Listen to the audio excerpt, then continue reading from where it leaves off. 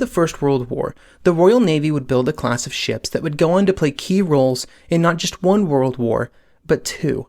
They were seen as a revolutionary change to the design and construction of capital ships, the first to mount 15-inch guns, and the first battleships to match the speed of the battlecruisers. But it seems unlikely that anybody involved with their creation would have believed that they would go on to become valuable assets to the Royal Navy for the next 3 decades. One of the 5 ships of the class would go on to receive the most battle honors of any ship in the history of the Royal Navy. Jutland, 1916, Atlantic, 1939, Narvik in 40, Norway, 40, Calabria, 40, Malta Convoys, 41, Matapan, 41, Crete, 41, Sicily, 43, Salerno, 43, Normandy, 44, Walcheren, 44, Biscay, 44, and Mediterranean, 1940 to 1943. The ship's name was the HMS Warspite, and this is her story. During this long episode, we will discuss the entire life of the ship, from the design of the Queen Elizabeth-class battleships that would be launched in 1915, through the First World War and Jutland, into the great unknown of the interwar years, the refits of the 1920s and 30s, and into war once again in 1939, and then finally to Warspite's final campaigns in 1945 as an old, battered, and broken ship. This episode of History of the Second World War is brought to you by all of the podcast's amazing supporters on Patreon. If you currently support the podcast, or have supported it in the past, or have considered doing it in the future, thank you. As with most of the naval innovations after 1905, the Queen Elizabeth-class battleships can be traced back to the introduction of the dreadnought in 1906. It is challenging to put the revolution caused by the dreadnought into proper perspective. The introduction of the ship came at a point where the Royal Navy and the German Imperial Navy were in the early years of what would eventually become a full-blown naval arms race. The German construction efforts made the Royal Navy feel under threat for the first time in many decades, even if those feelings had little basis in the actual ability of the German fleet to pose a serious threat. When Admiral Jackie Fisher was installed into the position of the First Sea Lord, he brought with him a sweeping series of reforms that he hoped would bring the Royal Navy out of the 19th century and into the 20th. He also had a very specific vision of the future of naval combat. Core to this vision was what would eventually become known as the battlecruiser. The 2 most important aspects of this new class of ships would be to take the guns of a battleship and match them with the speed of a cruiser. As with all designs, having the biggest guns but also a high top speed meant that there would have to be sacrifices in other areas, and in this case, it would have to come at the expense of protection. Fisher accepted this fact and put faith in the greater speed of the ships to be able to disengage from any action that it did not wish to participate in. The new battlecruisers would then be combined with the growing power of the torpedo, which in Fisher's mind made the slow, plodding battleships obsolete. Even if the battleship would eventually become obsolete, the Royal Navy would still need to build them in the near future to match up with other navies, and this would result in the dreadnought. There were many revolutionary concepts involved in the dreadnought's design. The most noticeable were the guns. Before the dreadnought, most capital ships mounted a mix of gun sizes. For example, they might mount 4 12-inch guns and then 4 9-inch guns, and then several smaller pieces of smaller caliber. The dreadnought would remove much of this secondary armament to focus more space and more weight on only the guns of the largest possible caliber, in this case, 12 inches. This gave the ship a much greater total hitting power when compared with any other ship afloat. There was also an emphasis on the speed of the ship, with a speed of 21 knots, which was a solid 2 knots faster than any other battleship afloat. It should come as no surprise that Fisher, who so highly valued speed in his battlecruiser concept, also believed that battleship speed was one of the most important aspects of naval design, one that was required if the Royal Navy wanted to be victorious in future naval battles.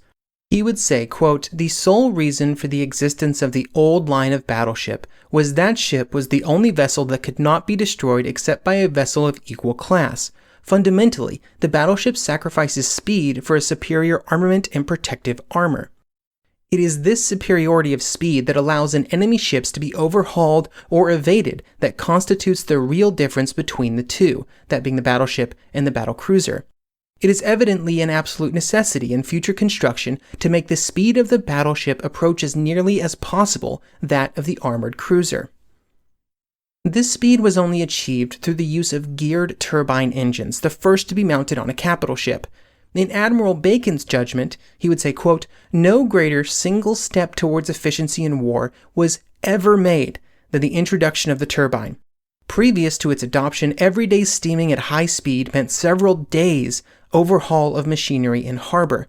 All of this was changed as if by magic."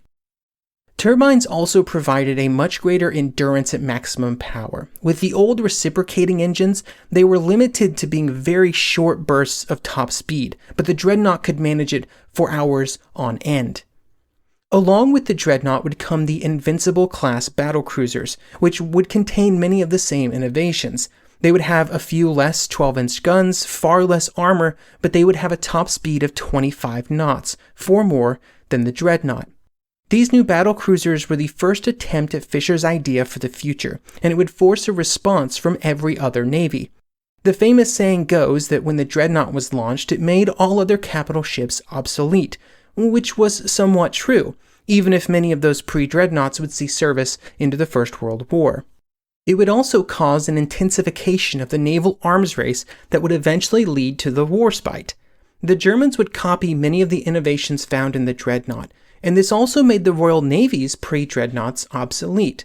This may seem obvious now, in the modern day when we see new technologies that seem to revolutionize industries almost all the time, but at the time of the Dreadnought, its introduction was somewhat controversial. The Royal Navy had a completely insurmountable advantage in pre-Dreadnought capital ships, almost more capital ships than the rest of the world combined. But in these new ships, these new Dreadnoughts, they had reset the counter to 1. This would greatly intensify the naval arms race with Germany in the years before the First World War, because the German Navy saw a glimmer of hope that they were within striking distance of the Royal Navy, if not in total ship numbers, then at least in this new type of ship, which seemed to be far more powerful. While both navies began to build dreadnoughts, they also did not stop innovating on the design, although in smaller ways. There were problems with some of these earlier ships. For example, it would later be determined that the Dreadnought had went too far in terms of stripping secondary armament, which made it vulnerable to destroyer attacks. This was rectified by adding back in some of those smaller guns, but without compromising the number of larger weapons. On the side of the battle cruisers, which the Germans would also begin to build, it was understood that the early versions perhaps sacrificed too much armor to gain their speed, and so their designs would be evolved to try and compensate for this problem without removing their greatest asset. The culmination of this evolution would be the Queen Elizabeth class, which represented the first real combination of the battleship and the battle cruiser and would be the zenith of pre-war designs. However, before these ships could become a reality, the First Lord of the Admiralty, McKenna, was replaced by one Winston Churchill. Churchill would enter the Admiralty with the expressed objective of reducing naval spending. However, during his time at the Admiralty, he would not accomplish this goal. From the very beginning, he would lean heavily on Fisher, who had been removed from the Admiralty a few years earlier, and partially due to the discontent caused by his many reforms. On his very first day, Churchill would send a note to Fisher that read, quote, "My dear Lord Fisher, I want to see you very much. When am I to have that pleasure? You have but to indicate your convenience, and I will await you at the Admiralty." There are many criticisms that you can levy against Churchill, both at this time and throughout his life. But one personality trait that you cannot lay at his feet is a lack of enthusiasm, or a fear of getting involved in decisions. During this time at the Admiralty, Churchill would, under the tutelage of Fisher, become involved in all kinds of discussions and decisions. He would play a role in a sweeping set of reforms for the living conditions aboard ships and the treatment of sailors on the lower decks. He would also oversee a pay increase for those sailors for the first time in decades. As one Royal Navy magazine would say, quote, "No First Lord in the history of the Navy has shown himself more practically sympathetic with the conditions of the lower deck than Winston Churchill." In all of these changes, Churchill was conversing with and influenced by Fisher, and they had incredibly frequent correspondence. When it came time for the 1912 naval estimates, there was a new design that would incorporate many of the innovations that had been slowly building since the introduction of the Dreadnought. Many of these innovations would go on to be standard features of battleships until they stopped being produced during the Second World War. The Neptune class introduced superimposed turrets. The Orion class put all the turrets on the center line. The King George V class added director control to the secondary batteries. The Iron Duke class brought back 6-inch secondary armament and featured anti-aircraft guns. All of these innovations were occurring year after year because at the height of the naval arms race with Germany, the British would produce up to 6 capital ships every single year. Even down years at this point would see 3 ships laid down. This meant that innovations were coming incredibly quickly as every year designers were given the chance to make changes to the previous year's design, even before they were completed. The Queen Elizabeth class would bring all of these together and add several more. Much like the Dreadnought, the most noticeable innovation would be the guns. Previous Royal Navy classes had mounted 13.5-inch guns, and this was the original plan for the new ships as well. However, the United States and Japan announced around this time that they would begin using 14-inch guns on their ships, and the Royal Navy wanted to ensure that their new ships had the largest guns afloat. This resulted in the decision to include the first ever 15-inch guns on the new ship. Increasing the size of the guns had some clear benefits. With the size of guns measured in diameter, an increase in diameter of even a single inch could represent a massive increase in shell weight and explosive power. A shell fired from a 12-inch gun weighed about 850 pounds, but a 15-inch gun would weigh over twice that at 1,900 pounds. Much heavier shells meant a much greater hitting power as well, and the much larger total explosive force was impressive. The heavier 15-inch guns could fire shells with somewhere around 30% more explosive energy than the 13.5-inch guns that they were replacing. The larger guns would also mean a greater range, with the range of these new guns being 23,000 yards. This range was at the time mostly theoretical because actually hitting something at those ranges in 1912 would have been almost impossible. The problem with the 15-inch guns was that, well, they didn't actually exist, or at least they had not been built and tested. There was also no turret that they could mount them on, and instead the turrets that would be used were still in the design phase. The typical process for the Royal Navy was to build a test turret and fit the new guns in it and then put that turret on a test ship to do some test firing before they mounted them on a new class of ships. Instead, these new guns would be expedited so as not to delay the construction of the new class of ships. This added a good deal of risk, and in fact, the first time that the new turrets would be tested would only be after the new class of ships was launched. These new guns and turrets would also force the ships to be larger and heavier, or as Ian Ballantyne would say in his excellent work Warspite, quote, "The bigger the guns, the bigger the ship." And these weapons would each weigh 100 tons, basically made of 2 gigantic tubes, an inner and an outer, with 170 miles of steel wire sandwiched between. The turrets would be mounted and each weighed 550 tons. If all this wasn't enough, Churchill was informed that a full load of 900 15-inch shells to feed the new battleship's 8 guns would reach 1,000 tons. End quote. That's a lot of weight. The innovations did not end with the size of the guns. A core part of the new design was a jump in speed over previous classes, which would give these new battleships the speed of British battlecruisers. To accomplish this, a controversial change would be made. Up until this point in history, the Royal Navy's ships had been coal-burning, just like every other navy. Britain had access to some of the world's best coal, and it had been a key advantage for the nation over the previous decades. But as ships got larger and as steam engines aboard ships grew and grew more and more powerful, coal became a larger and larger problem. Loading coal on ships was time-consuming, manpower-intensive, and the coal itself just took up a lot of space. It also required a large number of crew members to simply move the coal through the ship from where it was stored to where it was needed. On the Lion-class battlecruisers, 100 men were constantly involved in moving the coal to the engines. More importantly, for the new battleships, it simply was not powerful enough. There were limits to how much heat could be generated by coal aboard ship, and the Royal Navy was reaching the point where it could not extract more power from coal given the space constraints inherent with all naval construction. There was another option though, oil, and it would solve many of the problems present with coal. The ability of oil to produce heat was much greater than coal, and the same volume of oil could produce drastically more steam than that volume of coal. It was also easier to load and store aboard ship and then to transport around the ship as needed. Due to this greater efficiency, it would also give the ships much greater range, or in this case, a much greater speed. Along with it being more efficient and easier to use, oil would also save space aboard ship, allowing for more boilers to be fitted and crew spaces to be expanded. It was in fact oil that would allow the Warspite to reach 25 knots. The switch of the Royal Navy's largest and most powerful ships over to burning oil was controversial though, and brought with it some logistical problems. The British Isles did not have any significant source of domestic oil. Now, the British Empire did of course have access to such things, and the government would buy a controlling interest in the Anglo-Persian Oil Company to ensure supply, so on a worldwide scale, the problem was not access to oil. The major problem was that that oil had to be transported back to Europe, adding a good amount of risk to the ability of the Royal Navy to keep its ships fueled in times of war. This risk had never been present, and this was the first time that an enemy could cut off the ships of the Royal Navy from the fuel that it needed to function. Politically, it was also seen as something of a betrayal of the British coal industry and the miners that worked within it.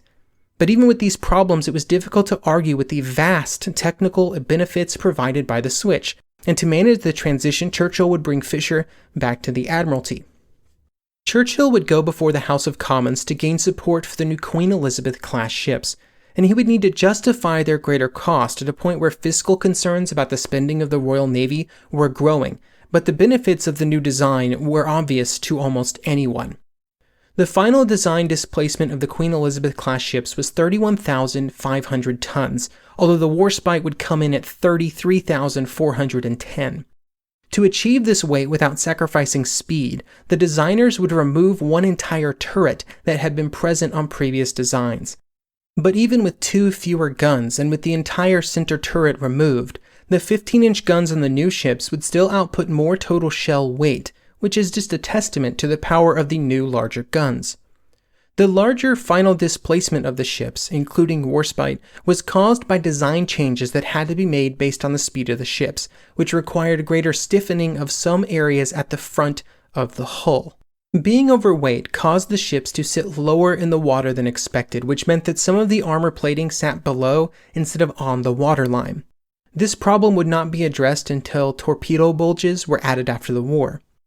The Warspite would be laid down on October 31, 1912, and would not launch until a year later on November 26, 1913.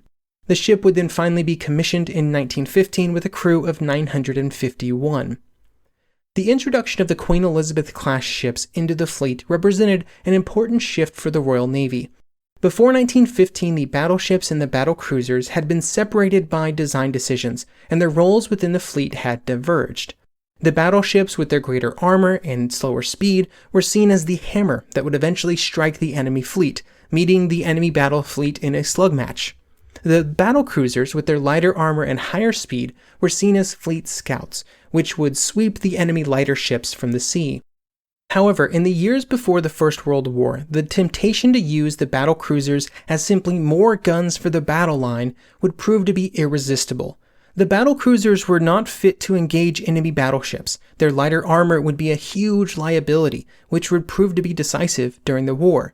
But because they had the same size guns, their role would shift over time, and instead of staying away from the enemy battleships, by 1914 the plan was to have battlecruisers join the battleships once the two fleets came into contact. This transition of the role that the battlecruiser would play in the fleet would be solved by adding these new battleships, which would have enough armor to stand up to enemy battleships, but could serve the same purpose in terms of scouting as the battlecruisers.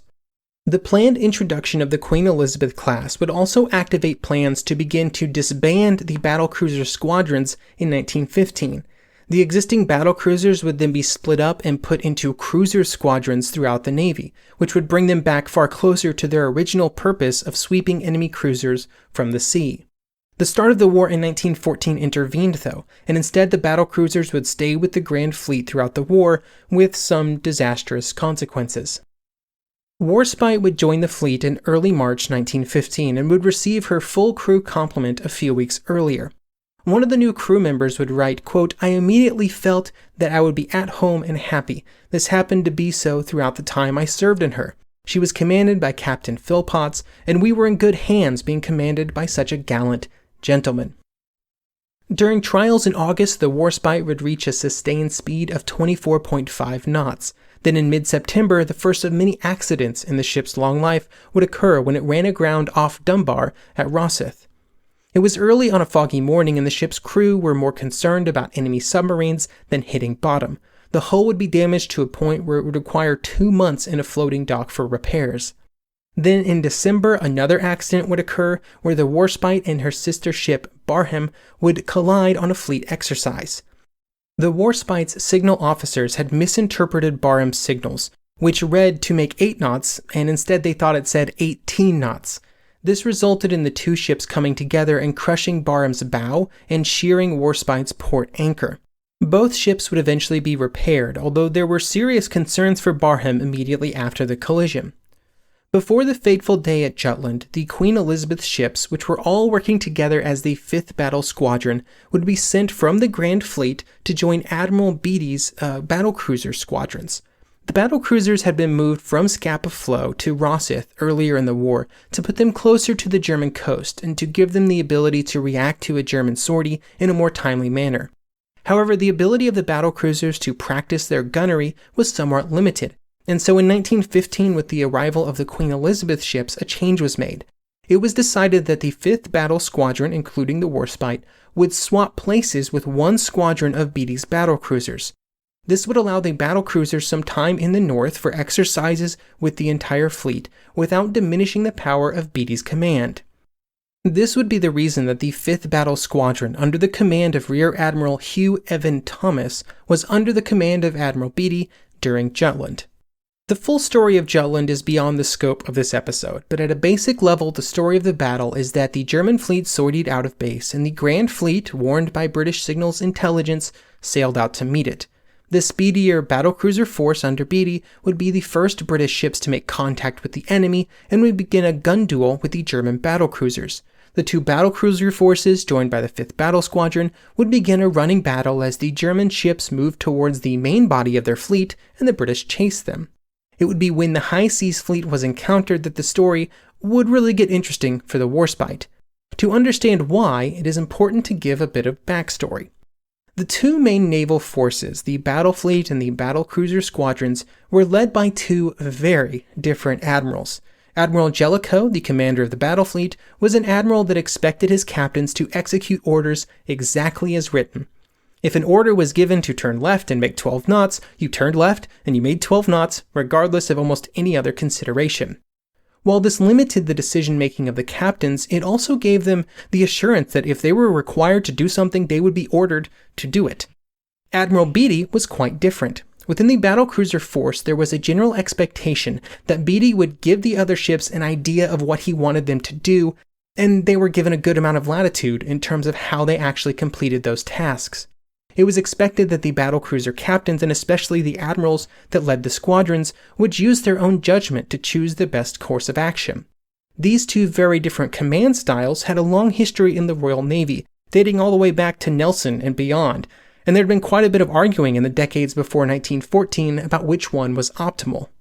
Caught in the middle of all of this was Rear Admiral Evan Thomas, who commanded the 5th Battle Squadron and who was far more experienced with Jellicoe's leadership style and had not been under the command of Beatty for long enough to fully acclimate. When Beatty's ship encountered the German battle fleet, their scouting mission was accomplished, and so their task was to run away from the German fleet at top speed. Beatty would then order his squadrons to turn away from the oncoming German ships. The battlecruisers would interpret Beatty's order as doing an about-face, with each ship turning immediately and then following the ship that had previously been behind them. Evan Thomas would interpret the order to turn his squadron but to maintain order. This meant that the first ship would execute the turn, and then each ship in order would turn in roughly the same spot, and so they would maintain their previous position in line after the turn was complete. At a theoretical level, these two types of turns were very much by the book and were both completely valid. However, in this case, with an enemy fleet bearing down on them, Evan Thomas's method put the 5th Battle Squadron at much greater risk. Evan Thomas understood this fact, and he knew that executing the turn might prove problematic, but he believed that it was the order that he was given, and that he should execute that order as given. This confusion, misinterpretation, or misjudgment would be well discussed after the battle was over, but at that moment, to the people on board the ships involved, it didn't really matter, because as each ship executed the turn, they would come under fire from the German ships, and one crewman on the Warspite would later record, quote, "Very soon after the turn, I suddenly saw on the starboard quarter the whole of the high seas fleet. At least I saw masts, funnels, and an endless ripple of orange flashes all down the line. How many? I didn't try and count, as we were getting well strafed at this time, but I remember counting up to 8. The noise of their shells, over and short, was deafening. Felt 1 or 2 very heavy shakes, but didn't think very much of it at the time, and it never occurred to me that we were being hit." End quote. Fortunately for the men aboard Warspite, the turn was made without the loss of the ship, although each ship would receive no small amount of enemy fire. When the 5th Battle Squadron was able to rejoin the rest of the fleet, Warspite would experience a problem that would haunt the ship for the rest of its life, but would also play a critical role in building up the ship's fame. When it came time to turn back into line with the rest of the fleet, Warspite would turn its rudder and then it would jam. This resulted in the ship taking 2 full circles before it could be corrected. Both of these full circuits were made within the range of German ships, and the Warspite would be hit by at least 13 heavy shells and several 6-inch shells while executing the turn. This turn also inadvertently distracted the German ships from their attacks on an armored cruiser, Warrior, which was badly damaged by previous fire. The story would be told that Warspite had purposefully distracted the Germans to save the smaller ship. This was not true, but it made for a very good story and would make the ship famous. After the rudder was fixed, the damage caused by all the German fire resulted in Evan Thomas ordering the ship to proceed directly back to port, rather than continuing on with the chase of the German fleet. This surprised many of the crew, including those who had been manning the guns during the engagement.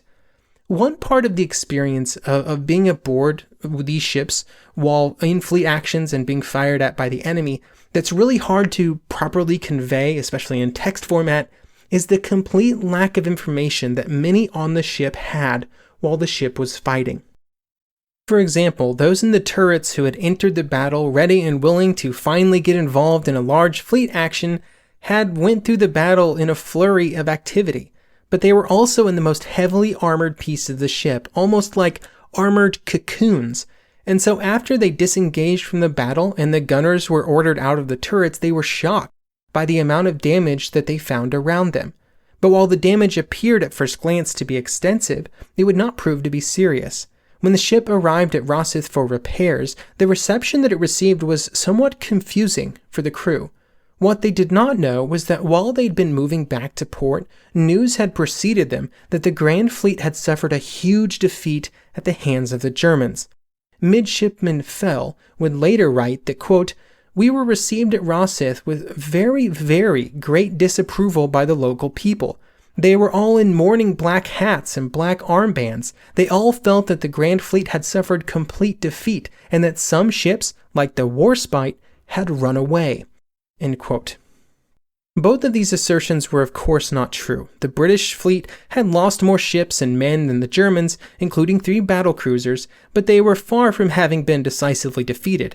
And of course the Warspite had also not cowardly run away from the fleet in a time of need. When more information was known by the public, the story of the Warspite shielding the Warrior from German fire would become the stuff of legend. That the story was not entirely true was far less important. There would be long and drawn-out discussions and committees and reports and grievances and arguments about what happened at Jutland.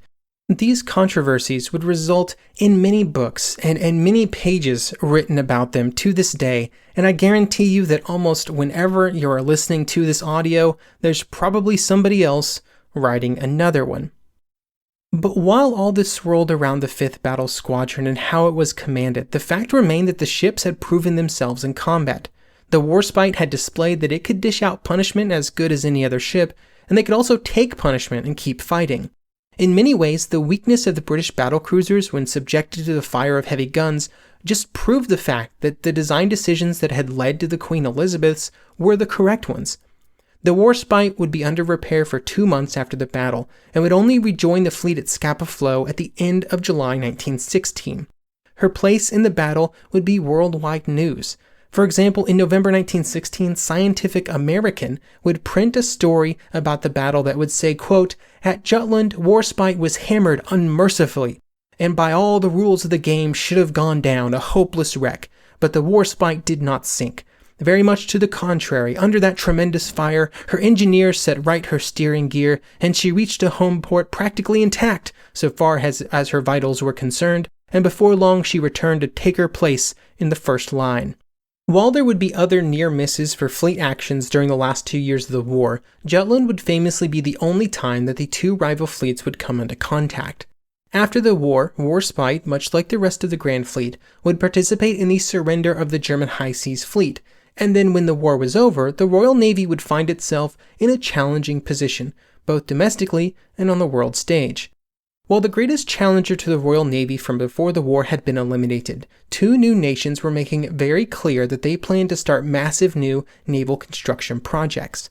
Both the United States and Japan had already started new expansion projects for their navies as the war came to a close, and it was a distinct possibility that these projects would result in another arms race during the 1920s. The British government, with the massive debt that the nation faced due to the First World War, found itself in a tough position. On the one hand, the security of the empire and imperial prestige, which rested so heavily on the Royal Navy, demanded that they answer the expansion of foreign navies. On the other hand, fiscal reality meant that the empire simply was in no position to dive once again into an incredibly costly effort to outbuild other nations. This reality and the resurgence of some level of isolationism in the United States would lead to the Washington Naval Conference. The resulting Washington Naval Treaty would be one of the most successful arms limitation treaties in history. It would place limits on the ability of all nations to build capital ships, battleships, or battle cruisers, and it would put limitations both on the number and size of several other ship classes. The United States and the Royal Navy would be given similar tonnage limitations, with the Japanese Imperial Navy given 60% of their total, and other nations given smaller amounts based on their existing naval tonnage. Working within these new limitations required the Royal Navy to scrap many older ships, which, while perhaps troubling to national prestige, was actually really good for the Royal Navy, and more importantly, the British Treasury. Many of the ships of the Grand Fleet that would be scrapped had experienced heavy usage during the war, and would have required lengthy and costly refits to continue in service. Many of them were also by 1918 simply outdated. The only capital ships that had been part of the Grand Fleet during the war, which would survive long-term, would be the Queen Elizabeth's and the Royal Sovereign class. For the Royal Navy and for the Warspite, this agreement really set the stage for the interwar years. The British were not allowed to build a whole host of new capital ships. They were allowed to build what would become the Nelson and Rodney during the early 1920s, but those were just to replace some of the very old ships that the Royal Navy still had on the books. This meant that the Queen Elizabeth class would remain some of the most capable ships in the fleet until the 1930s, behind only the Hood, the Nelson, and the Rodney. One of the main reasons that the ships maintained their position in the fleet was their guns. For all of their flaws, the 15-inch guns that the ships could bring to bear would remain some of the largest afloat until 16-inch guns became more standard before the Second World War. Because the Royal Navy could not build new ships, the Warspite would go through two major refits during the interwar period, one starting in 1924 and the other in 1934. These were critical to keeping the ship at a point where it could still be an effective ship in the new naval environments, because even in 1920, some of the decisions that had been made in 1911 and 1912 were already looking outdated. The most troubling issues would be addressed as much as possible during these refits. The first refit would begin in Portsmouth in 1924, and the most important change during this time was the addition of the torpedo bulges, which would give the Warspite its well-known hull shape. There were some discussions before the refit began about the best use of available funds. It was recognized that the ship had two great weaknesses that could be addressed: torpedo protection and deck armor. As aircraft began to become a greater threat and as engagement ranges for surface ships increased, the thin deck armor of the ship became a greater and greater liability. However, there was only enough money to complete one upgrade, and so the decision was made that torpedo protection was more important. Torpedoes had proven during the war that they were a real danger to capital ships, and it was hoped that these new side bulges would provide much greater protection. It also had the side benefit of fixing the displacement issues that the ship had been saddled with due to its greater weight than originally designed. The torpedo bulges provided greater buoyancy, which brought the ship back to an appropriate point in the water. The other noticeable change to the Warspite during this refit was a change in the design of the ship's funnels, which were trunked into one, which prevented some of the problems of smoke around the superstructure. There were of course many other smaller changes done to the ship, along with a full repair of many pieces that had been damaged or worn out during the war. After the refit was complete, the Warspite would become the flagship of the Mediterranean fleet, a position that it would remain in until 1930. At that time, the ship would come back to home to join the Atlantic Fleet, which at the time was the strongest formation in the Royal Navy, containing all the most modern and powerful ships like Rodney, Nelson, Hood, Repulse, and 3 refitted Queen Elizabeth-class battleships. It would be during its time in the Atlantic Fleet that the crews of the Warspite and other ships would experience the Invergordon Mutiny. This mutiny was caused by the fact that the Royal Navy wanted to cut the pay of sailors. In the aftermath of the First World War, sailor pay had been increased, but by 1931, with the Great Depression in full effect, the decision was made to reduce the pay across the entire British military and for all public service workers. This had a greater effect on certain members of the Navy who had been given a victory bonus after the First World War. Aboard the Warspite, and this was true among all the ships, the mutiny did not involve very much violence, if any at all, and many of the officers were at least somewhat sympathetic to the concerns of the sailors. Chief Petty Officer Sidney Ramel would write, quote, "It was my opinion right from the word go that it was a disaster to cut the sailors' pay by $1 a day. It was such a ferocious blow to them. It was like dropping an atomic bomb among them. They couldn't believe it because in those days our sailors were terribly badly paid. Our fellows were like tramps and down and outs if you compare what they got with the money and amenities that the American Navy had." Royal Marine Norman Clements would record at this time that, quote, "There was no major speeches made on the Warspite. They was all arguing amongst themselves, some of them saying they wanted to get back to Portsmouth and sort it out from there. There was no violence whatsoever. No one tried to tell men that they were being silly. We didn't know what was happening on other ships. As far as we could tell, all they were doing was spelling ship names out and coming out onto the upper decks and making a den. There were no threats or intimidation." Robert Tyler, one of the men participating in the mutiny, would paint a somewhat rosy picture of events aboard the Warspite. He would say, quote, "They did exactly what they wanted to. The men sat on the upper deck playing euchres, dominoes, darts, and kept brewing up tea by the gallon. But there were no organizers or protest leaders on our ship. We were totally apart from all that. There were no incidents or representatives going to see the captain, and certainly no sabotage of the ship whatsoever. In the Warspite, the officers were quite in sympathy with us." Eventually, the ships would move back to Portsmouth and about 400 men would be removed from the Navy. However, the pay cut would be reduced and the message was clearly given to the men of the fleet that further mutinous actions would be handled much more harshly. In 1930, the Washington Naval Treaty would be extended with the continued ban on capital ship construction. The new date for new capital ships would become 1937, which meant that the Royal Sovereigns and the Queen Elizabeth ships would start being scrapped in 1940 and 1942, respectively. With that being almost a decade in the future, the conversation began about further modernization for all of the ships with 15-inch guns. It soon became clear that both the United States and the Japanese were going to begin a lengthy and costly refit of all their existing capital ships, and because of this it was seen as critical to the Royal Navy to bring the Queen Elizabeths in for another round of modernization during the 1930s. This set of changes would also be far more extensive than what had happened in the 1920s. It would result in the Warspite receiving changes that totaled about £2.3 million in cost, which seems like quite a bit, and it was. But for comparison, the King George V class that would be constructed just a few years later would cost over £7 million each. Throughout this project, the Admiralty would go to great pains to remind everybody who would listen that refits and modernization were not substitutes for new construction, which would have to be restarted as soon as the capital shipbuilding holiday was over in 1937, but that didn't mean that they didn't try to do the best that they could with what they had. The most drastic change for the Warspite would be the replacement of the ship's machinery. By this point, the machinery in the Warspite was 20 years old, and the age and mileage were really starting to cause problems. It was decided that the only way to make the ships last for another 10 years was to replace all of it. This brought many advantages beyond just having new bits in the ship. In the 20 years that had passed since the initial construction, machinery technology had advanced greatly, and it was possible to fit the same amount of power in a much smaller area and at a much lower weight. The work required to replace everything was not easy though, and to replace the machinery, the entire superstructure of the ship had to be removed.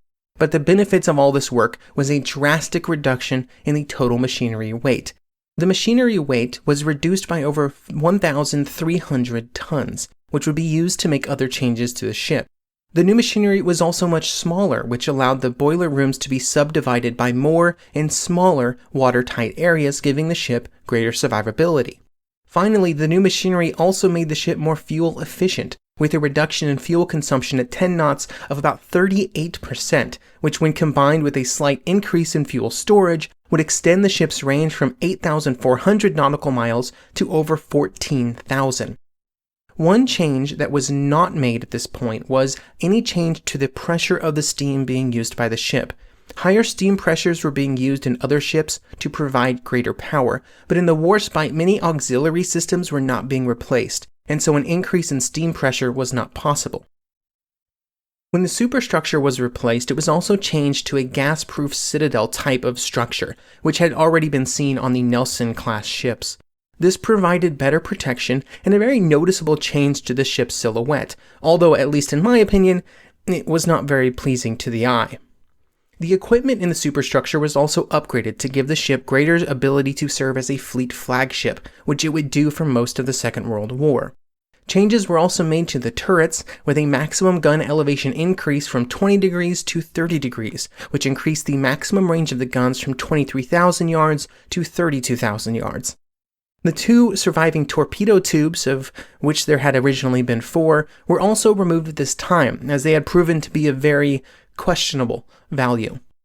Anti-aircraft defenses would also be greatly increased, with new 2-pounder pom-poms and additional machine gun mountings fitted. The funnel shape was also once again altered, which allowed for a larger hangar for float planes, allowing the ship to carry 2 swordfish float planes, which it would do for the opening years of the Second World War. Even with all these changes and the massive weight savings in the machinery areas, the ship would still come out of the refits with a greater displacement than when it arrived. Essentially, all the weight savings, plus about 500 tons, were put into increased armor, primarily to protect the deck from high-angle threats like plunging gunfire and aircraft ordnance.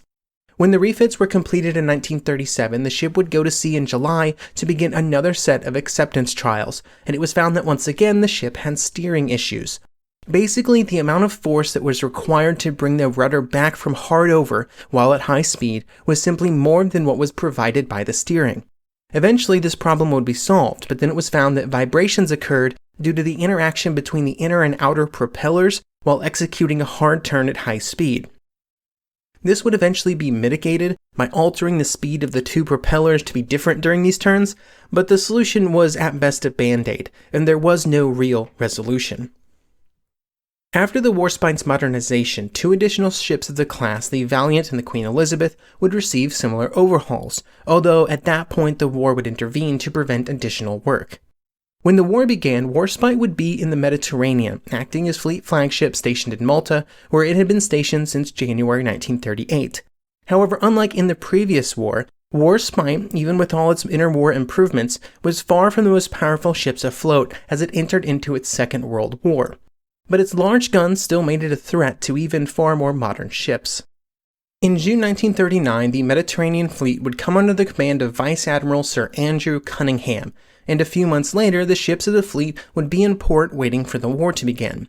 During the early months of the war, there were few actions that the Warspite participated in, mostly due to the fact that Italy had not yet entered the war. During November, she would sail across the Atlantic for convoy escort duty. At this point, powerful escorts were required due to the presence of German surface raiders that were present in the North Atlantic.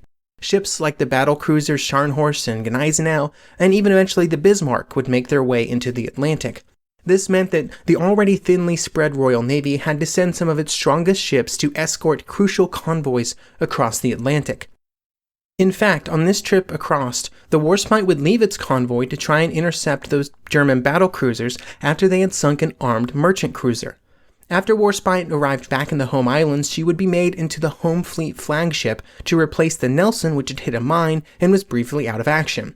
This put the ship back at Scapa Flow, but the plan was to send her back to the Mediterranean once again to take over as flagship of that fleet. But then German troops invaded Norway in April 1940, causing Warspite to be redirected to Norwegian waters. It would be in Norway that the ship would see its first major action of the war. On April 13th, the Warspite would begin a journey to Narvik, accompanied by several destroyers. On the way to Narvik, one of the Swordfish aircraft spotted 2 German destroyers at Jutland, and one of them, the Kölner, would get the chance to launch torpedoes at the British battleship. Able seaman Banks, a member of A Turret, would later recount what happened next.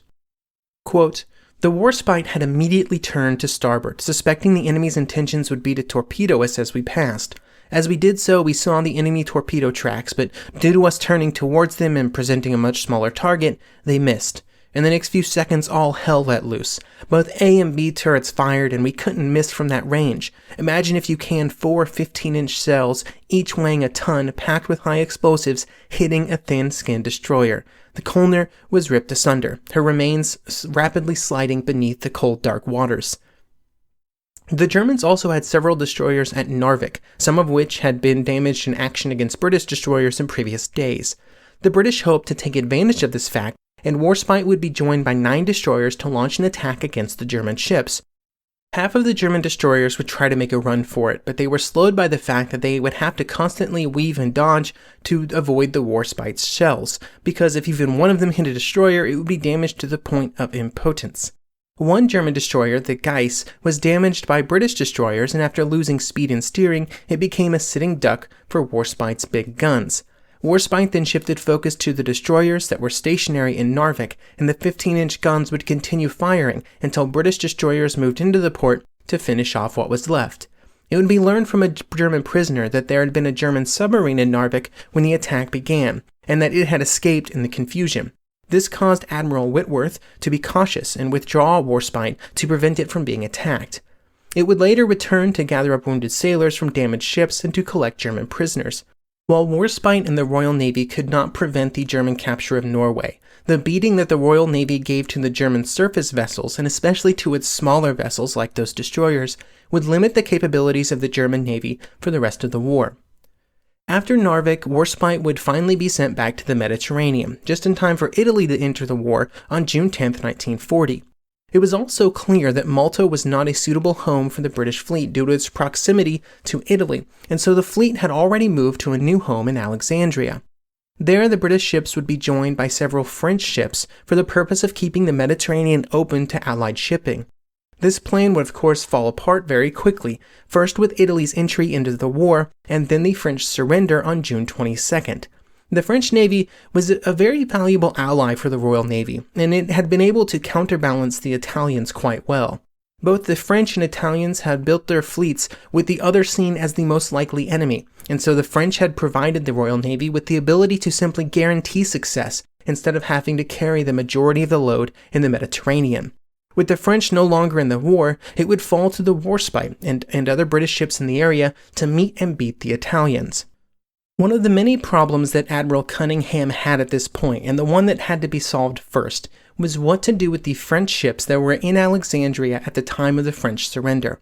Eventually, their captains would be convinced to discharge their oil and then to disarm their weapons and to surrender their ships to the Royal Navy, which was not a guaranteed thing when negotiations began. With this concern taken care of, the second and more important issue, the Italian fleet, was considered. With the removal of the French, the equations for the Mediterranean fleet became very challenging. It was dangerously short of smaller support vessels, and if the Italians had acted proactively during this period, it was very possible that they would have been victorious. However, even from this point of weakness, it was felt that the British ships could not just sit back and do nothing. To do so would have given control of the sea over to the Italians.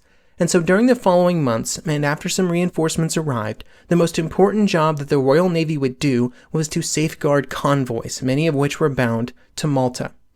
The need to protect such convoys would result in the action off of Calabria on July 9, 1940, the first major battle fleet operation of the Second World War. Cunningham hoped to bring the Italian fleet into action using his force of Warspite, the unmodernized battleships Malaya and Royal Sovereign, the carrier Eagle, 5 light cruisers, and 16 destroyers.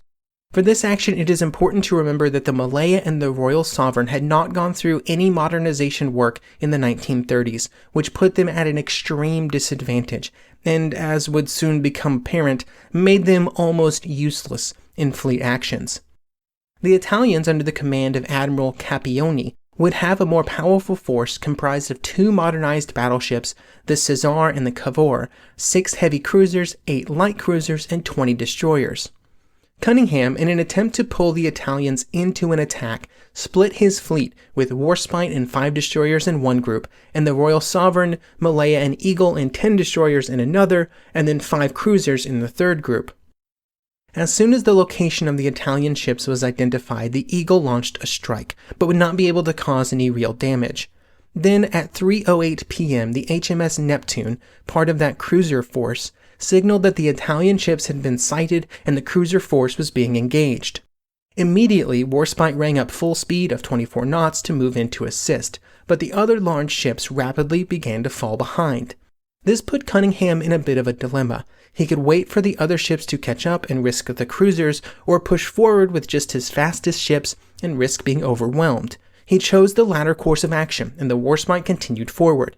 Finally, at around 3:30 p.m., the Italian cruisers would come within range, but they would very quickly pop smoke and flee. The Warspite and the other ships gave chase, although they would first slow to allow the Malaya to start to catch up, with the Royal Sovereign at this point being seen as a lost cause. About half an hour later, the 2 Italian battleships were spotted and a gunnery duel began. Warspite was the only British ship with the range to engage the Italian battleships, with the range being about 26,000 yards. The first salvo from the Italian ships would straddle the Warspite but would not cause any damage. Then Warspite's first salvo would do much the same. Over the next half hour, Warspite would fire 17 salvos and would register precisely 1 hit. This single hit would go down in history as one of, if not the, longest hits by a surface ship against a moving target at a range of about 26,000 yards, which is 24 kilometers, or about 14.7 miles, which I think is really far. That one shell put some of the Cesar's boilers out of action, reducing her speed and would cause about 100 casualties. In reality, the Warspite had simply gotten very lucky, but when it occurred, the Italian ships decided to turn tail and run. Again, the Italian ships would throw up a smokescreen and the British ships would slow out of fear of a possible surprise attack. When they finally resumed the chase, they found that the Italian ships had vanished, disappearing into the Straits of Messina. Cunningham would later write about the performance of the Warspite that, quote, "Warspite's shooting was consistently good. I'd been watching the great splashes of our 15-inch salvos straddling the target, when at 4 p.m. I saw the great orange-colored flash of a heavy explosion at the base of the enemy flagship's funnels. It was followed by an upheaval of smoke, and I knew that she had been heavily hit at the prodigious range of 13 miles. He would also later state that the one 15-inch hit they sustained from the Warspite had the moral effect quite out of proportion to the damage. Never again did they willingly face up to the fire of British battleships. The result of the battle was kind of disappointing for the Royal Navy, but it just once again was a great example of the challenges faced by surface ships when they were engaging each other during the Second World War, and really also during the First World War, but also here in the Second. It was simply far too easy for a fleet, when it believed that it was at a disadvantage, to run away, and less aircraft would become involved, but most of that would only come later in the war. Near the end of July, Cunningham would receive news that he would be getting some much-needed reinforcements in the form of the HMS Illustrious, a new aircraft carrier, and the HMS Valiant, Warspite's modernized sister ship. Then in September, another unmodernized ship, the Barham, would be sent as well. The most important of these ships were the Illustrious and the Valiant, and with 3 modernized large ships, Cunningham was able to construct 2 different groups of ships, with the A-team being able to chase down the Italians and bring them to battle, while the older ships, the Barham, Malaya, Ramillies, and Eagle, still able to provide some fire support if they were ever given the time to catch up. With this new striking power, Cunningham really wanted to try and bring the Italian fleet out to battle, a confrontation that it was very likely that the British would win. The Italians, of course, knew the danger that they might be in, and so they refused to leave port and meet the British ships in the open sea. Eventually, the idea would be put in place for a torpedo attack on the Italian base of Taranto. This attack had been first contemplated during the 1930s, and this seemed like the perfect situation to put it into action. On November 6th, the ships would sail out from Alexandria, and after being harassed by some Italian air attacks, would launch a swordfish torpedo attack at 8:40 p.m. The result was a success. The British would lose just 2 planes, and they would disable 3 battleships, one of them for the remainder of the war. The attack was so successful that 2 of the unmodernized battleships, the Malaya and the Ramillies, were sent back home to help escort Atlantic convoys. The reduction in threat from the Italians gave the British ships a much greater freedom of action. However, it did nothing to reduce the vulnerability of the ships to air attack. This was demonstrated on January 10, 1941, when the Illustrious was hit by a Luftwaffe air attack and 6 1,000-pound bombs would leave her badly on fire. She was able to make it back to Malta and then eventually onto the United States for repairs, but it was a close-run thing. By 1941, the war was already not going well for the Italians. They had already suffered defeats in Greece and Yugoslavia, and in both cases the Germans had come to bail them out. The British ships, including the Warspite, were hard at work protecting the convoy route between Egypt and Greece to try and keep Greece in the war. The Italians, under German pressure, moved naval assets to try and interdict the flow of supplies. They would sortie out their new battleship Vittorio Veneto, 8 cruisers and a dozen destroyers, to a position south of Crete in late March. Cunningham and the British fleet knew about this sortie thanks to signals intelligence from London, and so they moved to intercept. In the fleet at this time was the Warspite, Valiant, Barham, and then the HMS Formidable, which had arrived to replace the Illustrious. They would also be joined by 9 destroyers. Unfortunately for the fleet, the Warspite would clog her condensers while leaving port, which meant the speed of the ships was reduced to just 20 knots, which would later cause problems. The British cruisers were able to find the Vittorio Veneto at around 11 a.m., and the Italian ship began firing at maximum range on the British ships. The Valiant would move ahead at full speed to try and catch the Italian ship, while the Warspite was still trying to work out her problems. Cunningham would order the Formidable to launch a torpedo attack, even though he would have preferred to wait until his large ships were closer to the Italians so that they were more likely to be able to take advantage of the situation. As soon as the Italian ships saw the air attack, they turned away and fled at top speed. The Warspite would eventually solve the condenser problems and would join the Valiant at top speed, with both ships leaving the Barham behind. The Formidable would launch a second torpedo strike, which claimed to hit the ships 3 times, although in fact only 1 torpedo was able to make contact on the Italian battleship, hitting the ship 15 feet below the waterline on the stern. The Italian ship was reduced to a top speed of just 15 knots, and 1,000 tons of water flooded in. While still trying to chase down the Italian battleship, at about 10:30 in the evening, the British ships would catch sight of 2 heavy cruisers, the Fiume and the Zara, which were both Zara-class heavy cruisers of 10,000 tons with 8-inch guns, and they were accompanied by several destroyers. The Italian admiral had sent these ships to assist the Pola, another Zara-class cruiser that had been disabled by a British torpedo earlier in the day. However, the Italians had greatly misjudged the location of the British fleet, believing that it was 90 miles away from where it actually was, a mistake that would lead to disaster. The British were able to get very close to the Italian cruisers before opening fire, and death followed.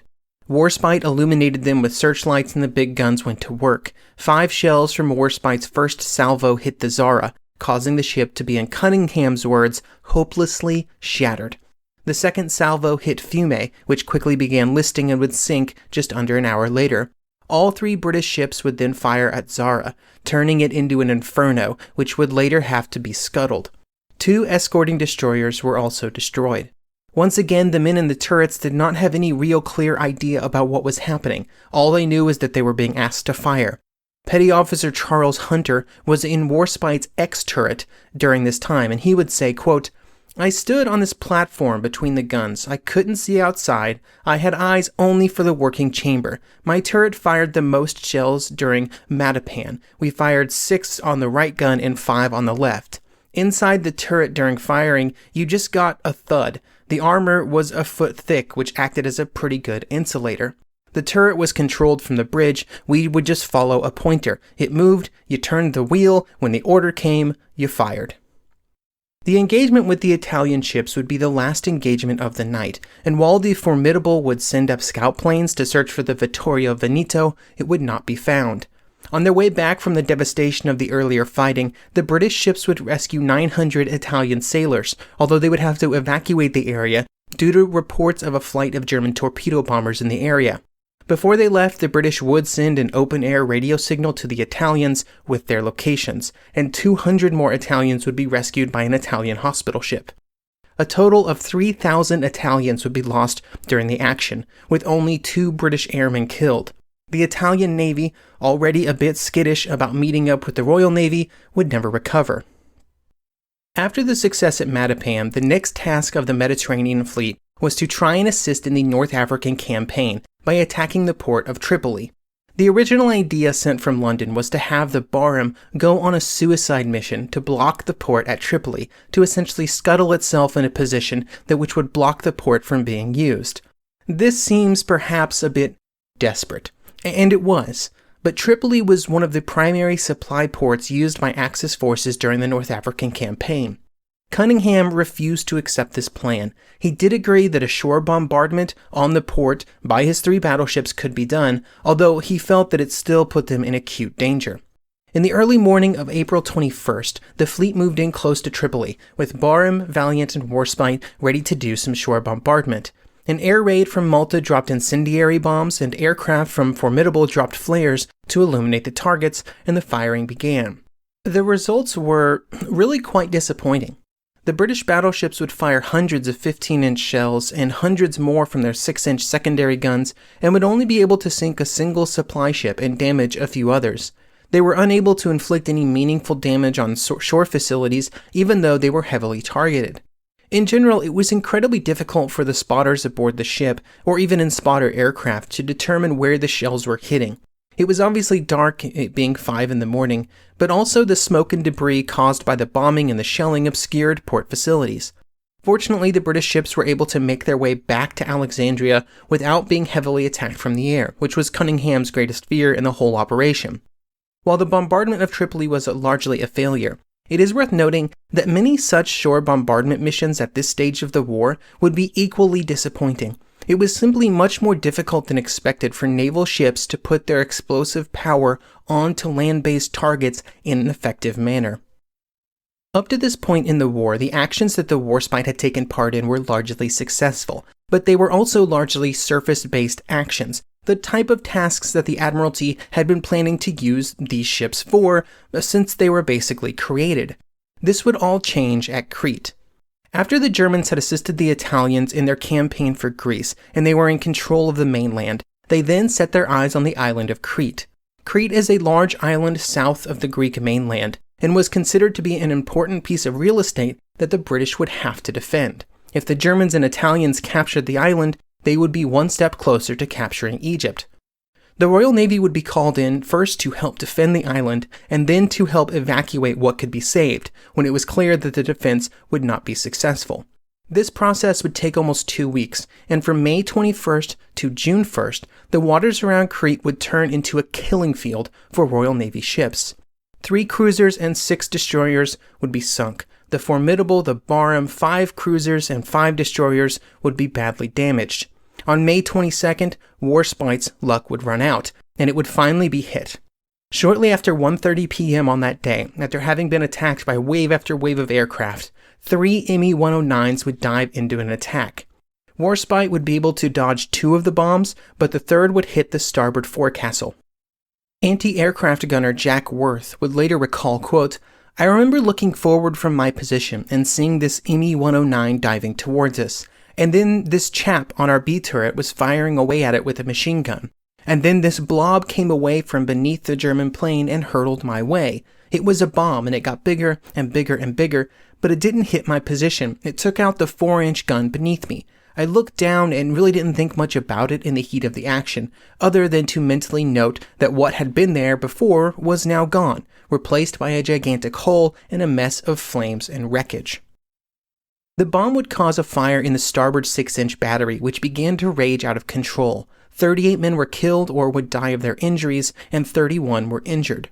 There was never a real threat of the Warspite sinking, but the damage that had been caused by the bomb was very problematic. It was simply too extensive for the repair facilities in Alexandria, and so it was decided to send the ship to America.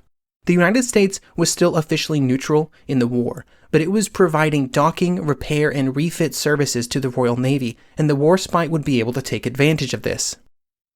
Warspite would leave through the Suez Canal, and then into the Indian Ocean, then to Manila in the Philippines, then Pearl Harbor, and then finally to Vancouver and Bremerton, Washington. Some of the men would stay with the Warspite while it was in port, although many more would be transported back to Britain. Those who did stay would either be housed near the ship in a nearby barracks, or some even lodged with American families. Able Seaman Banks would discuss his view of the reception of the men in their new temporary home. Quote, "I think every member of the Warspite's crew had a home from home.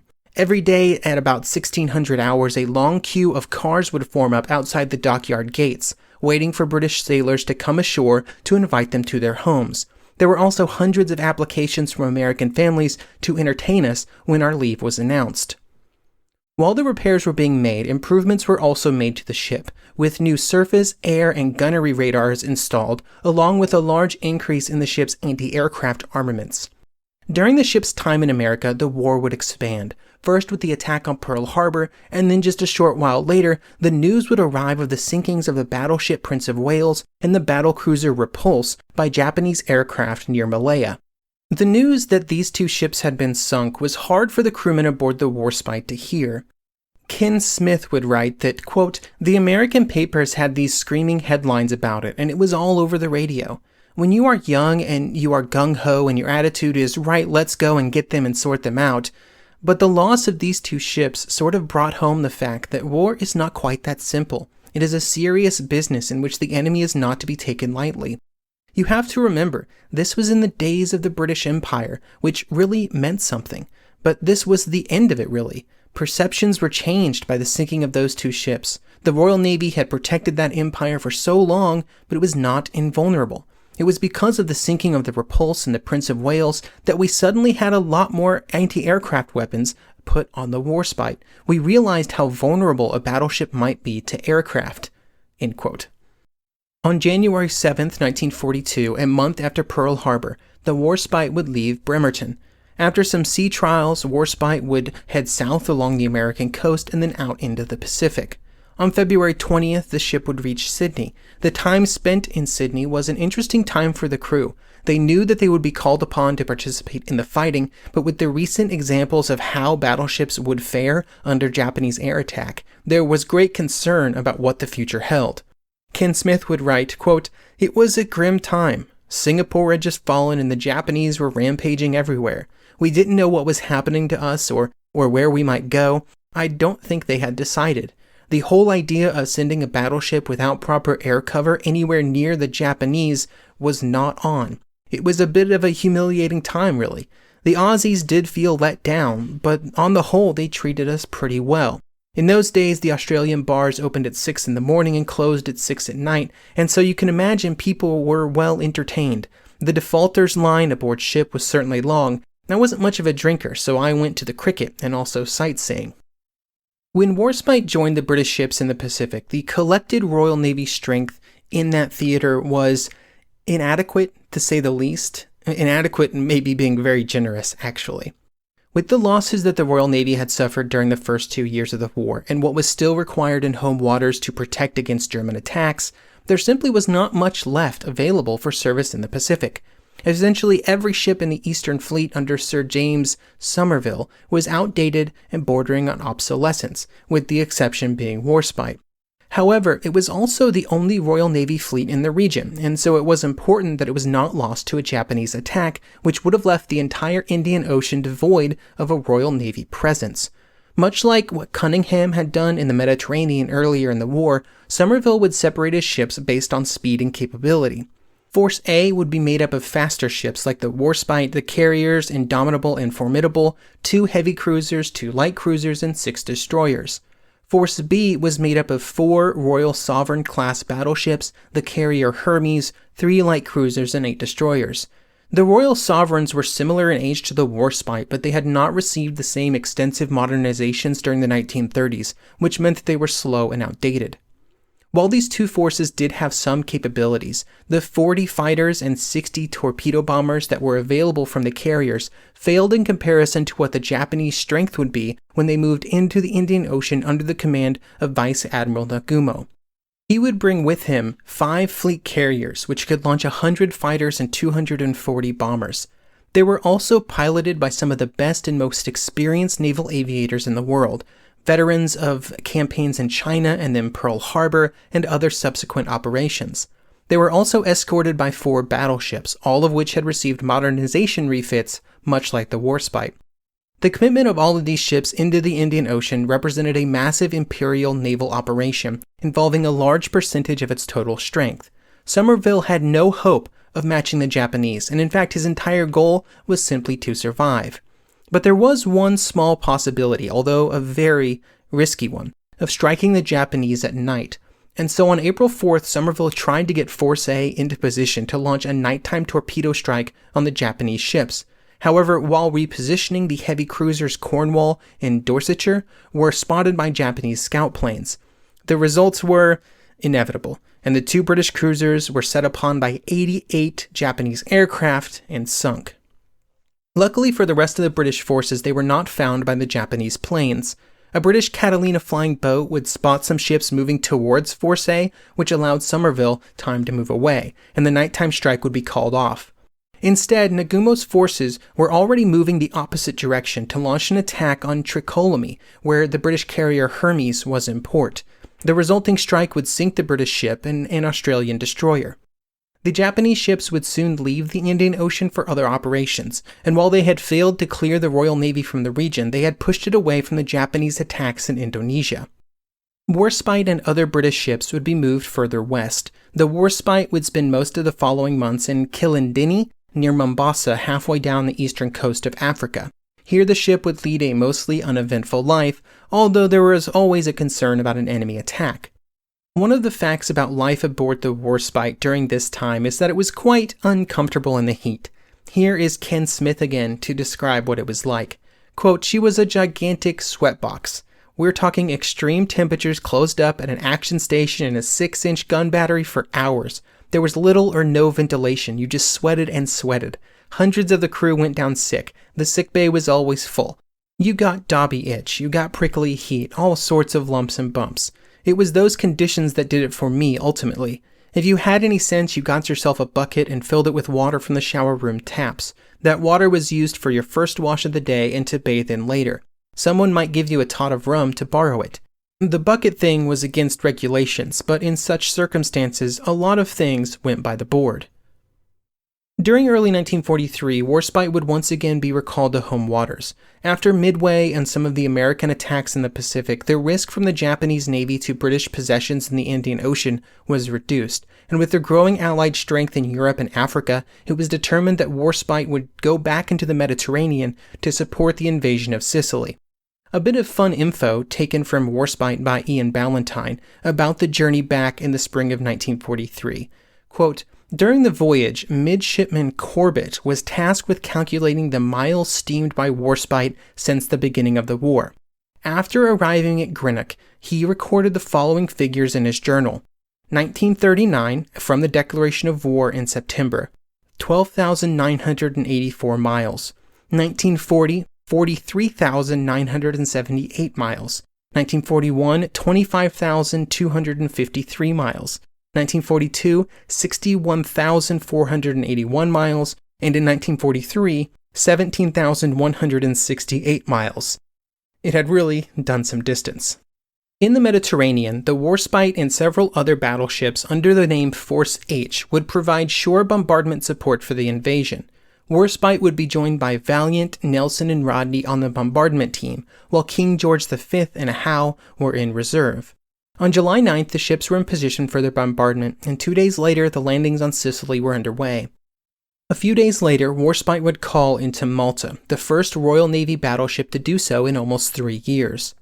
During this period, the British ships would spend most of their time south of Sicily to guard against the possibility of an Italian fleet attack while the invasion was underway. However, the attack would never come, and instead the ships would be subjected to several attacks from the air. Warspite would be called upon to bombard the Sicilian city of Catania before withdrawing back to Malta at top speed.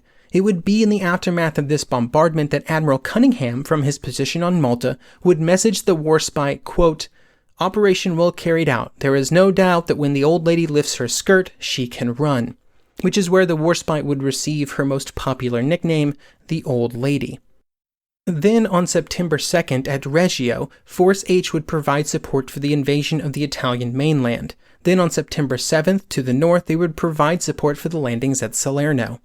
All of these bombardments were carried out successfully, and while there were many air attacks, the Warspite would be able to avoid several torpedo and bombing attempts. On September 10th, with the surrender of the Italian government, Warspite and Valiant would meet up with what was left of the Italian fleet as it surrendered to the Royal Navy. They would take the surrender of 5 Italian battleships, 9 cruisers, 14 destroyers, 19 torpedo boats, and 35 submarines. While this represented an important milestone for the Royal Navy and the removal of the only real surface threat in the Mediterranean, the fighting for Italy was far from over, and in fact the landings at Salerno were going pretty poorly.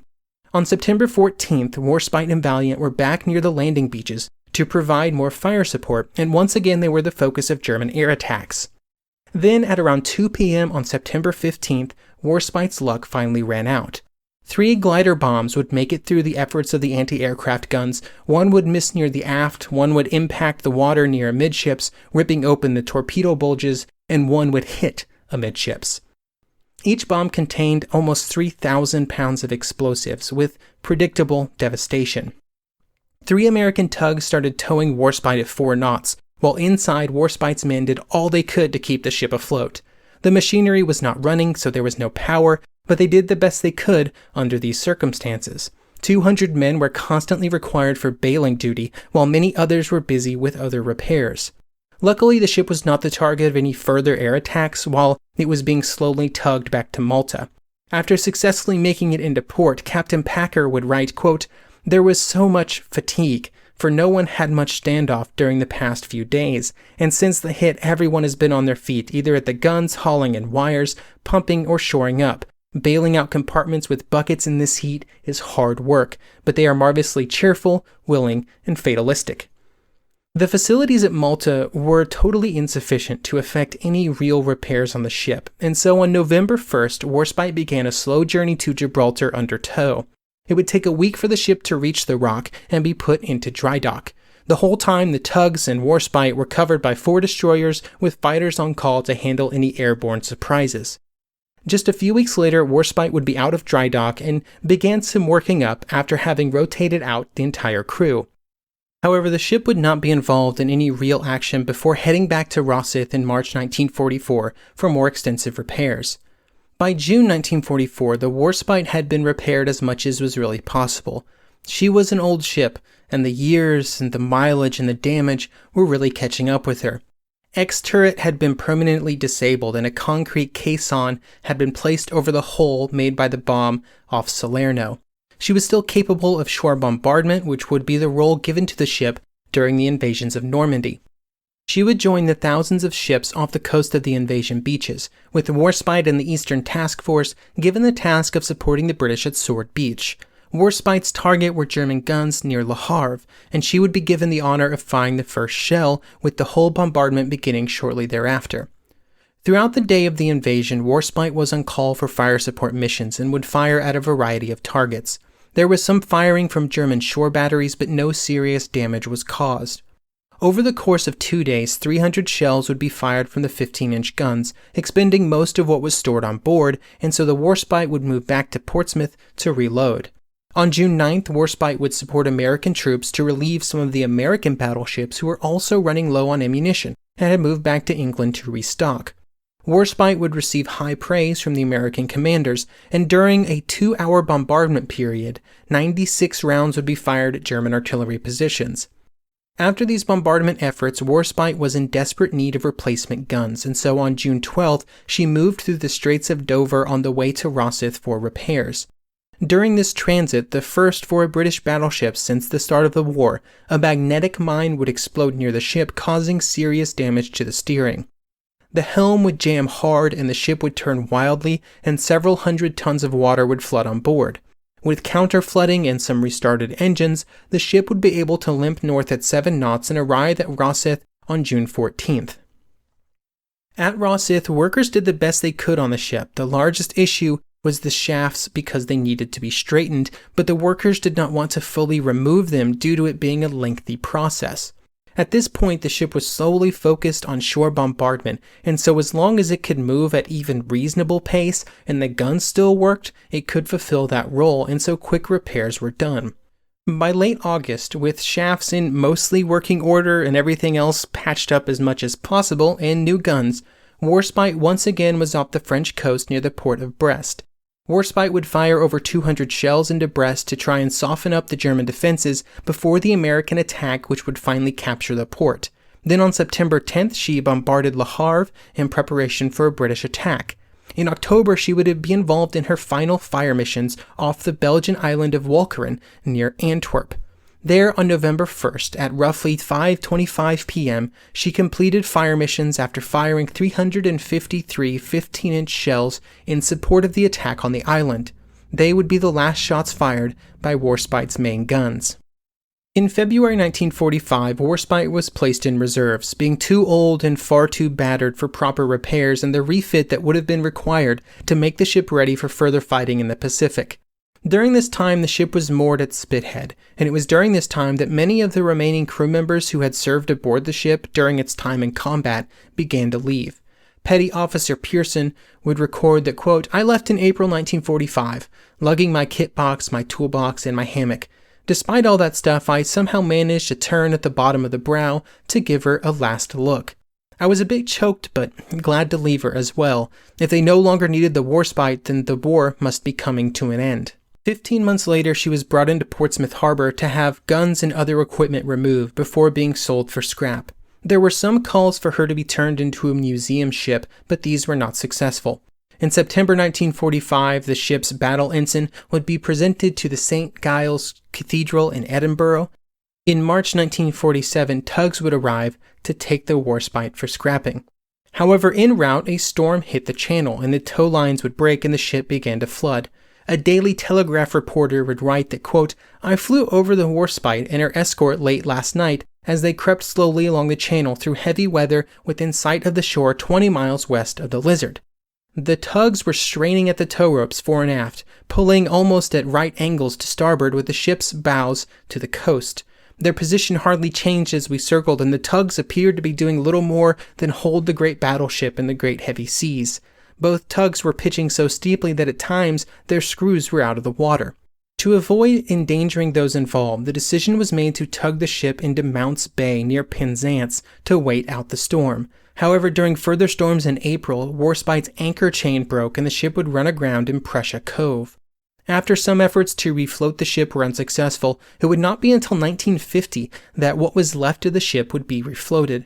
For some, this last act of defiance by the ship was welcome. Lieutenant Banks, who had been on the ship in its last tour of the Mediterranean, would say, quote, "I nearly wept with joy when I learned no further effort would be made to get her off. The Warspite's epitaph was surely she died as she lived, fighting." But for others, like Chief Petty Officer Charlie Pearson, a certain bit of perspective prevented any great emotional response to the ship's end. Quote, "At Salerno, when she was hurt badly, we all suddenly realized we might lose our home, so we wanted the old girl to pull through with a passion. But when it came time to get rid of her, I can't say any of us was out there waving banners. We were glad the war was over and wanted to get on with our lives. Had she been an American ship, I have no doubt they would have preserved her as a museum and made a movie about her, the whole works, but not the British. Everybody loves our naval history except us. We truly are an unsentimental bunch. Sometimes it's a pity, for some things like the Warspite might actually be worth preserving. A memorial to the ship now stands nearby, a small reminder of a ship that had served its purpose, defending a worldwide empire for 30 years in some of its darkest days. It reads, HMS Warspite, 1915 to 1945, ran aground and broken up on these rocks in 1947, her final haven. Known to all who served aboard her as the Grand Old Lady, may she, with many gallant shipmates, rest in peace.